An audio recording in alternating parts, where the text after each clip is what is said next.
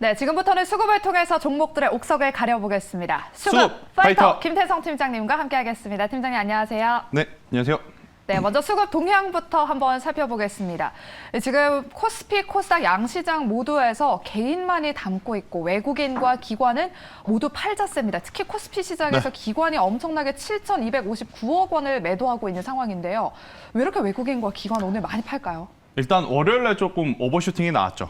네. 막판에 이제 지수 리밸런싱이라고 하죠. 그러니까 MSCI 지수 이제 리밸런싱에 따른 메이저 수급 주체들 혹은 패시브 자금이라고 일컫는 이제 자금들이 들어왔다가 오늘 이제 자동적으로 이제 프로그램적인 이제 매도가 좀 나오면서 아무래도 이제 외국인 기관 모두 지금 매수보다는 매도로 지금 대응을 하고 있는 상황.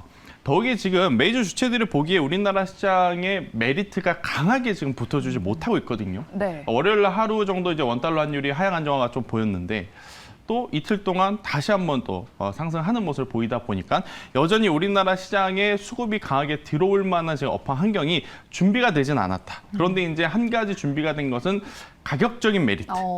그게 있기 때문에 저는 여전히 뭐 기관과 외국인이 들어오면 좋겠지만 들어오지 않는다 하더라도 저는 분할 매수를 하시면서 들어오기를 좀 기다려야 되는 현재 상황이 아닐까라는 의견 한번 드려보도록 하겠습니다. 네, 그렇다면 과연 외국인과 기관은 지금 어떤 종목들을 지금 사고 있는지 매수하고 있는지 종목별로 살펴보면요. 현재 삼성중공업을 대량으로 순매수하고 있고요. 또 한국타이어앤테크놀로지, 한화시스템, 하나마이크론, 제주항공과 같은 뭐 큰 공통점은 없지만 개별 종목들로 지금 수급이 들어오고 있는 상황입니다. 또 지금 수급이 들어오는 종목들을 자세하게 살펴보면 또 저희가 지금 수급 파이터에서 이때까지 다루었던 종목들이 그게 굉장히 공통점이죠. 많아요. 아, 그게 공통점인가요? 수급 파이터에 나왔던 종목들을 우리 외국인과 기관이 많이 매수해주고 있는데요. 오늘 어떤 종목들이 또 준비됐을지 우리 시청자 여러분들께서도 기대 많이 해주시기 바랍니다. 그럼 본격 수급을 통해서 종목들의 옥석을 한번 가려보도록 하겠습니다. 첫 번째 라운드, 파이트! 네, 카카오와 네이버가 만났습니다. 대표적인 플랫폼 기업이자 많은 분들이 지금 아픈 손가락이에요. 그렇죠. 그러니까 어느 한쪽의 편을 들을 수도 없고 또 안 들 수도 없는 그러니까 카카오 네이버 굉장히 많은 개인 투자자분들이 관심 있게 좋아들 하셨어요. 충분히 해당 기업들이 여러분들의 계좌에 행복도 줬었을 것이고요. 그런데 지난 3분기 이후에 현재까지의 주가의 흐름을 놓고 보면 고점 대비 너무나 조정의 폭이 좀 깊습니다. 그러다 보니 많은 개인 투자자분들이 뭐 수익을 보셨던 분들 포함해서도 총 따지고 보면 아무래도 수익보다는 또 손실이 많을 수밖에 없는 저는 이 두 종목이 아닐까라는 생각이 들어요. 그래서 현재 시점에서 카카오 네이버 없으신 분들 같은 경우에는 이제 매수해도 괜찮을까? 혹은 있으신 분들 같은 경우에는 어느 종목을 추매를 해야 되는 것이 맞을까? 이 고민을 좀 하실 것 같아서 카카오 네이버 한번 체크를 해보도록 하겠습니다. 저도 이 결과가 정말 궁금한데 그렇다면 카카오와 네이버 중 어떤 종목에 손을 들어주실지 승자 바로 공개해 주실게요. 네이버를 손을 들어주셨어요. 왜일까요? 이유가 뭘까요? 일단 카카오를 가지고 계신 주주분들께는 굉장히 죄송하다는 말씀을 드리겠지만 일단 제 기준으로 봤을 때 영업이익 규모를 또 말씀드릴 수밖에 없을 것 같아요. 그러니까 주가라고 하는 것 자체는 그 주식회사의 가치잖아요. 그 주식회사의 가치가 높아지려면 당연히 돈을 많이 벌어야 됩니다. 그런데 여러분들이 한번 고민을 해보세요. 같은 업종, 같은 테마 안에 A와 B라는 회사가 있어요. 그러면 A와 B 중에 어느 회사가 더 좋은 회사일까라는 질문에 여러분들이 고민을 해본다면 당연히 상대적으로 A보다 혹은 B보다 돈을 많이 벌고 있는 기업이 저는 더 좋은 기업이 아닐까라는 생각이 들어요. 그래서 물론 카카오도 그렇고 네이버도 그렇고 둘 다 좋은 기업이지만 지금 세 번째 이 영업이익을 비교를 해봤을 때 저는 카카오보다는 네이버가 지금은 한 수 위가 아닐까라는 생각이 듭니다. 일단 두 기업 모두 플랫폼 기업이기 때문에 제재 완화에 대한 기대감은 여전히 유효해요. 신정부가 이제 어떠한 이 제재 완화 제스처를 취할지는 모르겠습니다만은 그래도 과거보다는 더 나아지는 모습을 보일 가능성이 굉장히 높기 때문에 카카오 네이버 여전히 관심권 있게 놓고 봐야 되고 또 네이버가 지금 제가 좋다 그러고 카카오는 조금은 약하다라는 이야기를 드렸는데 사실은 네이버가 가면 카카오가 갑니다. 반대로 카카오가 가면 네이버도 가요. 근데 이제 둘 중에 한 기업에 대해서 제가 좀 손을 들어보고자 하면 상대적으로는 네이버가 날 수밖에 없지 않을까라는 생각이 들고, 네이버도 카카오도 지금 이 광고 사업에서의 이제 성장세가 당연히 두드러질 수밖에 없는 상황이다라고 좀 보시면 될 것 같아요. 코로나 때도 잘 버텼던 것이 바로 이제 광고 사업부에서 이제 실적이 아니었나라는 생각이 드는데, 광고 단가까지 상승을 했기 때문에 과거보다 훨씬 더 좋은 실적을 낼 가능성이 높다라는 이야기를 한번 드려보도록 하겠고, 카카오에 대해서 이제 많은 투자자분들이 사실 약간의 불확실성을 가지고 있는 것은 뭐냐면 분할 상장을 너무 많이 한다는 거. 그러니까 돈을 잘 버는 사업부를 가지고 카카오가 이끌어가는 것이 아니고, 네이버처럼 네이버 안에 웹툰도 있고 네이버 안에 어떤 광고 플랫폼도 있고 그런 것이 아니고, 카카오는 카카오뱅크가 잘 되면 카카오뱅크 따로, 그죠? 카카오 게임즈가 좋으면 또 카카오 게임즈 따로, 이렇게 좀 힘이 분산이 되다 보니까 아무래도 플랫폼 기준으로 봤을 때는 힘이 조금 응축되어 있는 네이버가 조금은 더 안정적이지 않을까. 그러니까 같이 올라가고 같이 움직일 가능성이 굉장히 높은데, 안정성적인 측면을 고려를 해봤을 때는 네이버가 조금 더 안정적이다라는 의견 한번 드려보도록 하겠습니다. 네, 지금 가격적인 메리트도 있는 상황에서 네이버 뭐 추가 매수라든지 신규 진입도 가능한 구간이다라고 말씀해 주셨는데, 그렇다면 목표가 손절가 어느 정도로 잡아볼까요? 네, 일단 뭐 네이버 같은 경우에는 조금 더 조정이 깊게 나왔어도 저는 나쁘지 않았을 거라고 생각이 들어요. 사실 이렇게 대형주들은 올라갈 때 붙기보다는 조정 시에 매수라는 게 이제 가장 좋은 그런 상황인데, 네. 그래서 오늘 종가에 매수를 하신 분들 같은 경우에는 저는 목표가는 35만 원으로 한번 단기적으로 바라보자라는 의견 한번 드려보도록 하겠고, 대신에 손절가는 27만 원이라는 가격대가 이탈이 되게 되면 그때는 우선 매도를 하셨다가 다시 한번 30만 원 이상 돌파를 할 때 매수를 하시는 게 가장 좋다. 왜냐? 시총상이 대형주잖아요. 한번 묶이게 되면 계속해서 이제 시간이 길어질 수밖에 없어요. 특히나 손절에 인색한 또 개인 투자자분들이 많기 때문에 저는 우선은 네이버 같은 경우에는 손절사는 짧게, 대신에 여기서 한번 반등이 나오게 된다면 굉장히 긴 기간 동안 깊게 조정이 나왔던 네이버기에 반등을 좀 세게 생각해봐도 괜찮다라는 의견 한번 드려보도록 하겠습니다. 네, 이렇게 네이버 목표가 35만 원 제시해 주셨고요. 손절가는 27만 원으로 제시해 주셨습니다. 네이버 가격 전략까지 참고해 주시고요. 그럼 두 번째 라운드로 바로 넘어가 보도록 하겠습니다. 두 번째 라운드, 파이트!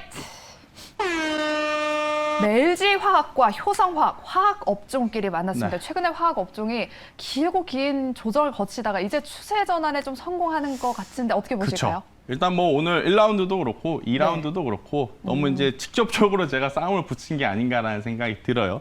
결국엔 선택받지 못한 투자자분들에게는 조금은 아쉬울 수는 있어도, 제가 다시 한번 말씀드리지만 제가 선택한 기업이 더 좋고 선택하지 않는 기업은 나쁘다, 그건 아니에요. 둘 다 좋은 기업이지만 현재 위치로 놓고 봤을 때 제가 선택한 기업은 상대적으로 조금 더 올라갈 수 있다라는 의견을 좀 말씀드려보면서, LG화학도 그렇고 효성화학도 그렇고 최근에 정유화학주들의 흐름이 괜찮아요. 지수 대비해서도 정말 좋은 모습을 보였습니다. 뭐 정유주들은 정유주 나름대로 유가의 가격 상승, 화학주는 화학주대로 또 유가 스프레드에 대한 수혜, 이러한 것들을 좀 종합적으로 받고 있는 상황이기 때문에 LG화학, 효성화학을 비롯해서 뭐 롯데케미칼도 좀 말씀드릴 수 있을 것 같고요. 다수의 화학주들은 지금 현재 잘 체크를 해봐야 된다. 그런데 이제 이 화학주들이 공통적으로 하나의 제품을 A, B, C, D 기업이 만드는 것이 아니고 화학별로, 그러니까 제품별로 조금 차별화가 되어 있어요. 같은 화학 섹터 안에 있지만 LG화학이 만드는 제품, 효성화학이 만드는 제품, 혹은 롯데케미칼이 만드는 제품, 이게 좀 다르기 때문에 그러한 것들을 좀 구별해서 선별적으로 좀 대응을 해야 되지 않을까라는 의견 한번 드려보도록 하겠습니다. 네, 외국인의 수급이 들어오고 있는 LG화학 또는 기관의 수급이 들어오고 있는 효성화학 중 과연 승자는 누가 될지 바로 공개해 주실까요? 차트를 보면 아마 눈치채셨을 것 같아요. 그러니까 깜짝 놀랐어요. 네. 힌트를 드렸네요, 제가. 네. LG화학에 제가 지금 손을 들 수밖에 없는데, 화학 본업의 흐름들은 LG화학도 좋고 효성화학도 좋아요. 네. 그런데 이제 여기서 플러스 알파에 대한 고민을 우리가 좀 해볼 필요가 있습니다. 작년 3분기, 4분기 게임주들이 굉장히 좋은 모습을 보였던 것도 본업 플러스 알파였거든요. 그 알파 힘이 엄청 강했어요. 그 알파라는 건 뭘까요? NFT 혹은 메타버스. 그러니까 화학주들도 마찬가지입니다. 기존에 원래 가지고 있던 본업에서도 지금 성장세가 잘 나오고 있는 것은 당연해야 돼요. 여기에 이제 어떠한 부분들이 신사업 성장 동력 모멘텀으로 작용할지가 이제 가장 중요한데, LG화학은 여러분들도 아시다시피 배터리 소재 사업을 확장을 하면서 2차 전지 쪽으로의 이제 매출도 충분히 기대해 볼 수 있는, 그리고 LG그룹주들은요, LG 엔솔이 있지 않습니까? 그죠? LG 엔솔과의 합작으로 인해서 시너지 효과를 충분히 기대를 할 수 있는 부분들이 있어서 단순히 기대감뿐만이 아니고 그 기대를 충족시킬 수 있는 실적까지도 저는 충분히 나올 수 있다. 이렇게 좀 말씀드릴 수 있을 것 같고요. 최근에 좋은 이야기들이 좀 있었죠. LG화학이 이제 고려아연 자회사를 통해서 뭐 캐몬과의 이 코발트라든지 망간 이런 원자재를 이제 원활하게 공급받을 수 있게 합작 법인을 이제 설립했다라는 것. 그러니까 이것들이 굉장히 중요한 게 뭐냐면 이제부터는 배터리도 중국과의 싸움. 중국에서 너무 쥐고 힘들기 때문에 네. 얼마만큼 안정적인 가격으로 얼마만큼 안정적으로 이 공급을 받을 수 있느냐 이게 가장 중요하거든요. 그러한 것들을 이미 천천히 확보를 해 나가고 있는 그러한 상황이라서 저는 LG화학 현재 위치 한번 매력적으로 우리가 검토를 해봐도 괜찮다라는 의견 한번 들어보도록 하겠습니다. 네, 그렇다면 LG화학 목표가 손절가도 제시해 주실게요. 네, 오늘 뭐 전체적으로 시총상위 대형주들의 조정을 좀 보이고 있어요. 앞서 네이버도 그렇고 LG화학도 그런데 오히려 더 잘 됐다라는 생각이 듭니다. 그래서 오늘 1차 그리고 내일 종가 2차 매수를 하신다라고 좀 생각을 하시는 게 좋을 것 같아요. 그래서 만약에 추가적으로 상승 시에는 65만 원이라는 목표가를 한번 세워드려 보도록 하겠고 대신에 55만 원이라는 가격 이하로 내려갔을 때는 앞서 말씀드렸던 네이버와 마찬가지로 빠르게 좀 대응을 하시는 게 좋다. 대형주에 묶이면 답이 없습니다. 굉장히 오랜 기간. 그러니까 저는 빠르게 이제 대응하는 것도 고려를 해야 된다라는 전략 드리도록 하겠습니다. 네, LG화학 목표가 65만 원이고요. 손절가는 55만 원입니다. 손절가 꼭 체크해 주시라는 당부 말씀까지 주셨습니다. 그렇다면 마지막으로 김태성 팀장님의 픽 종목은 무엇일지 일단 살짝의 힌트 주실까요? 아까 전처럼. 띠릭띠릭 이 로봇이 필요합니다. 띠릭띠릭 로봇 관련 종목 오늘 굉장히 핫하잖아요. 그쵸. 어떤 종목일지 일단 종목 공개 바로 도와주시죠. 네, RS 오토메이션을 오늘 꼽아주셨어요. 대다수의 종목이 월요일 날 오버슈팅이 나왔다. 그리고 오늘 계속해서 이제 조정이 나오지만 월요일에 강한 상승 그리고 오늘까지도 강한 상승세를 유지하는 업종을 보면 로봇 관련주라고 좀 보시면 될 것 같아요. 아무래도 이제 제가 오늘 가지고 나온 RS 오토메이션이지만 뭐 휴림 로봇이라든지 에브리봇이라든지 로보티즈, 로보스타, 로보로보, 유진로보 많은 이 로봇 관련주들이 작년보다 훨씬 더 좋은 실적을 실제로 지금 내고 있다는 것에 포커스를 맞춰서 봐야 되거든요.